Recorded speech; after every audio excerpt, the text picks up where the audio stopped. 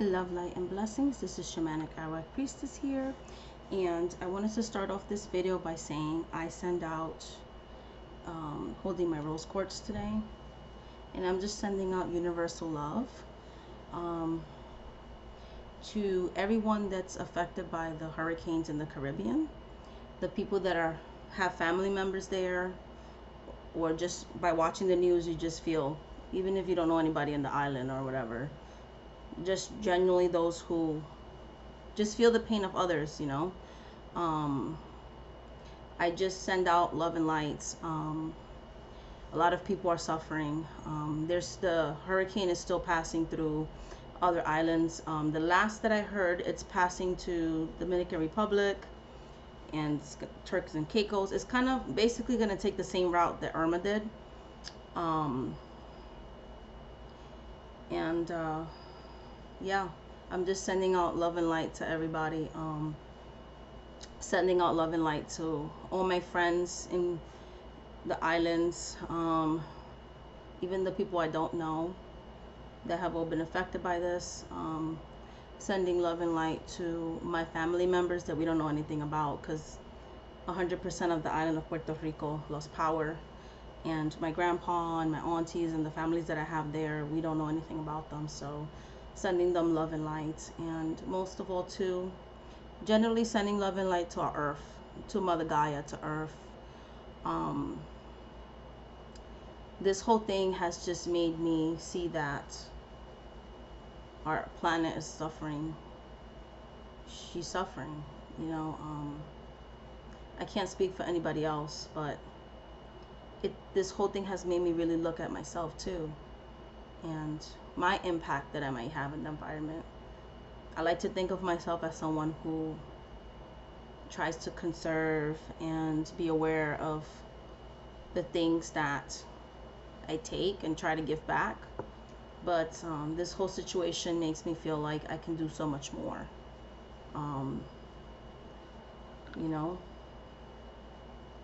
whether you believe it or not, climate change is real. Whether you believe it or not, climate change is real. I don't know what else to say.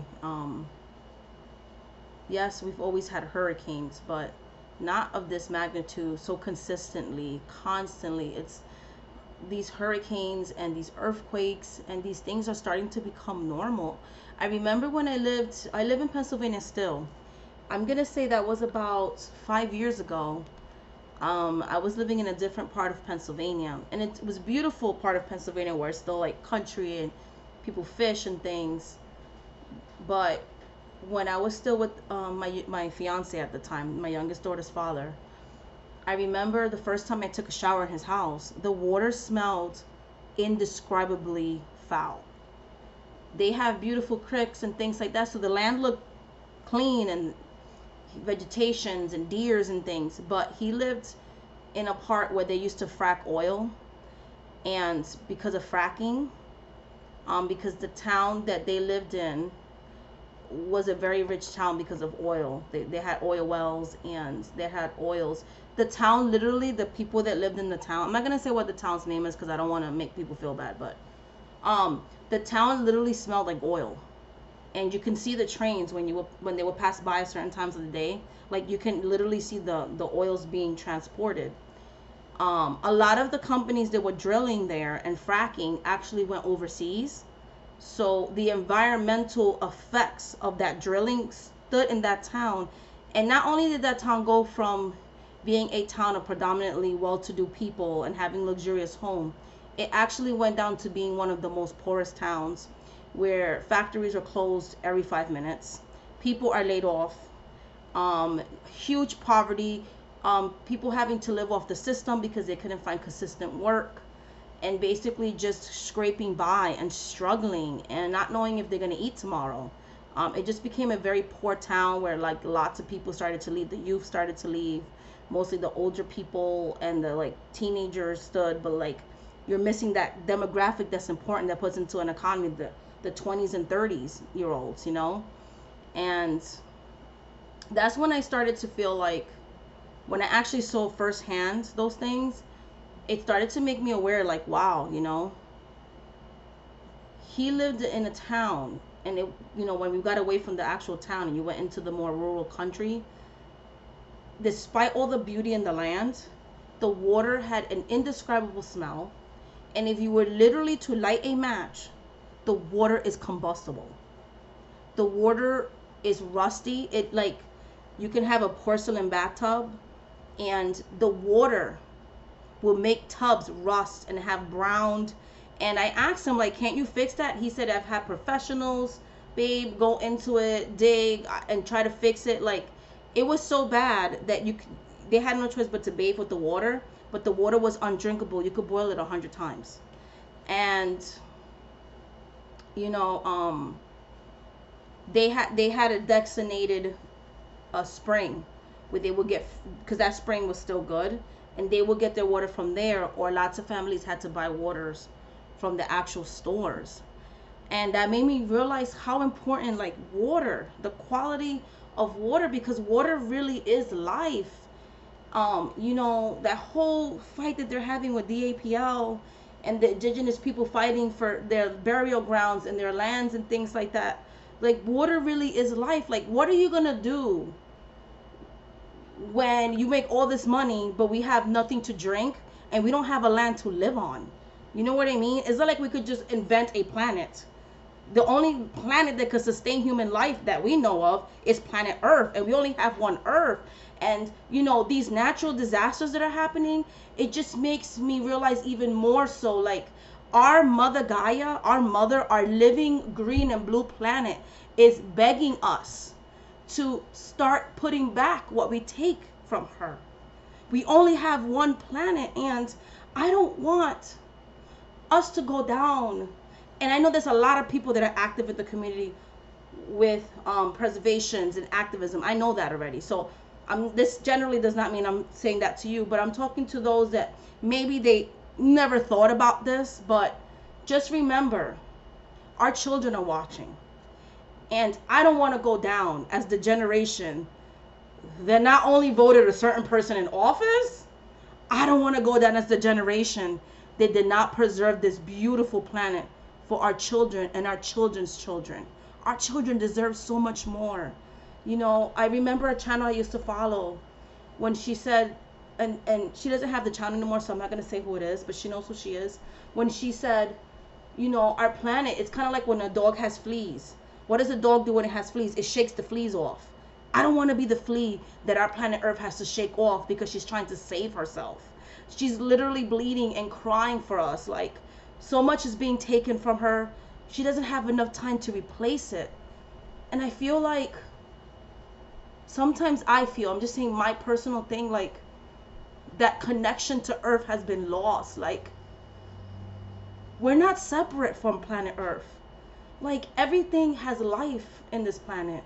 The animals, the trees, the plants, they all have a life and an energy and an existence. And, like, plants give us so much and they ask nothing. There's plants out there that we don't even know, that our ancestors knew the cures to diseases through plants.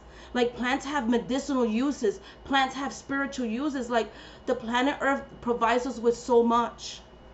And yes, natural disasters, they happen, but not at the frequency that we have. And my biggest prayer and my biggest desire is that we can, you may think that you can't do anything. Oh my God, the situation seems so out of control. I mean, before this hurricane happened in Puerto Rico, there was a big environmental fight with the indigenous people, because Tainos are not extinct.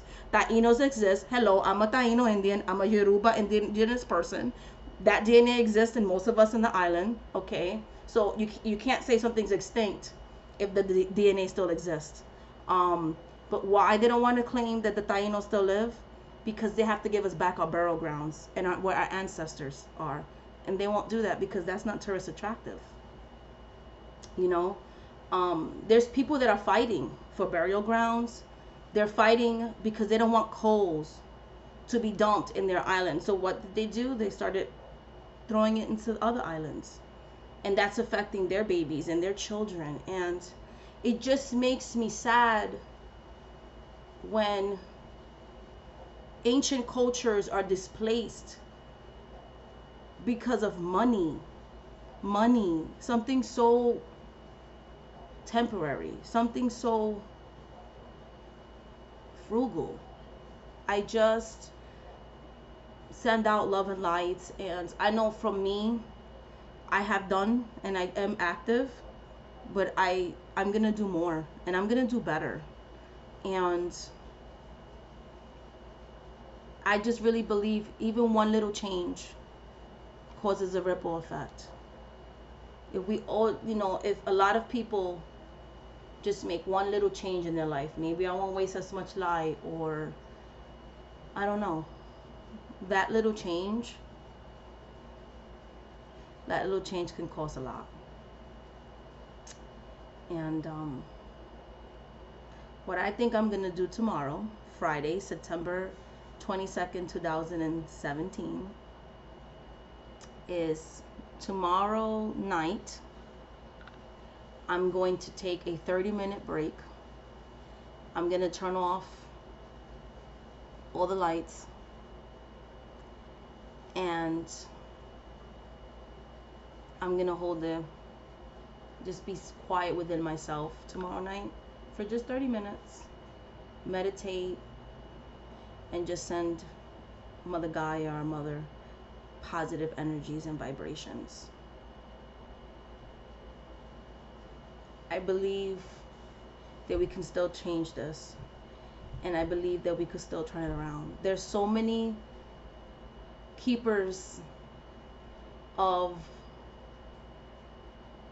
the world. There's so many water keepers and people that are fighting to save our environment. And this is not just an indigenous fight. This is everybody's fight, because at the end of the day, there's only one race, and that's the human race. And this is our planet. And it's up to us to save her. Much love, light, and blessings.